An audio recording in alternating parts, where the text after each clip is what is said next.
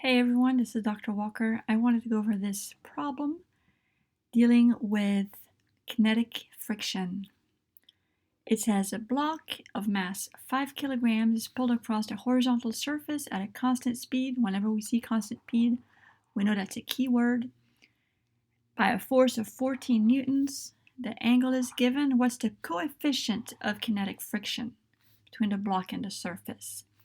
So we're looking for mu. Mu is not a force, right? It's just a coefficient of friction.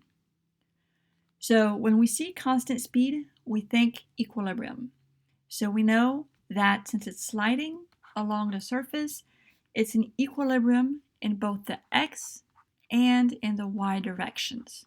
So we can write sum of forces in the x equals 0 and sum of forces in the y equals 0. Let's go ahead and draw a free body diagram.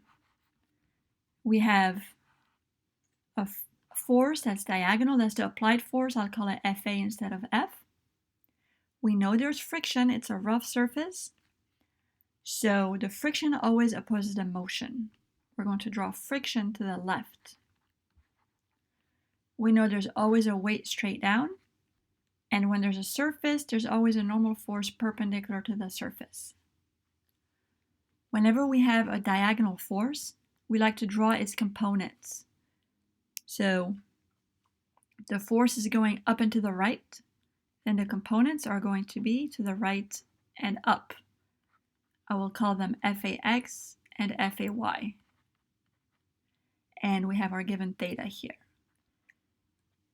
So, if we don't know what else to do besides drawing the free body diagram, then we go ahead and fill out our Newton's second law equations. We look at our diagram and find all the forces in the x direction.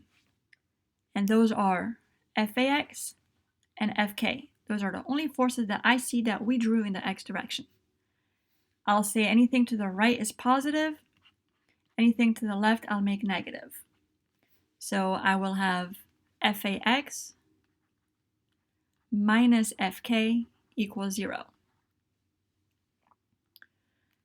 So that means, and we can write down our definitions, right? FAX is adjacent to the angle, so it uses cosine.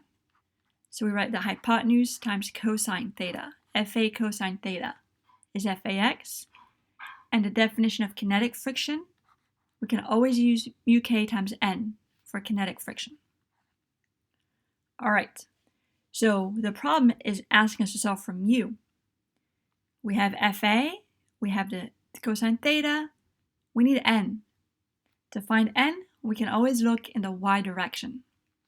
Let's sum up all of our forces in the y direction. We've got normal force, we've got FAY, and we've got weight. Always just look for all those vertical forces that you drew. We don't care about the diagonal anymore, only the vertical. So we're going to have n is positive, plus FAY is positive, minus W equals 0. Let's go ahead and plug in what we know, all the definitions. N plus FAY is opposite. It's going to use sine. So it's going to be FA sine theta. And W is always mg. So now we can solve for n. We add mg to the other side and subtract FA sine theta. mg minus FA sine theta is going to be our n. We can plug in our values, 5 for m, positive 9.8 for g, minus 14 times sine of 35. I plugged that in the calculator. I got about 40.97. So that's my normal force, it's 40.97 newtons. And now we can go over here on the left side and we can solve for mu.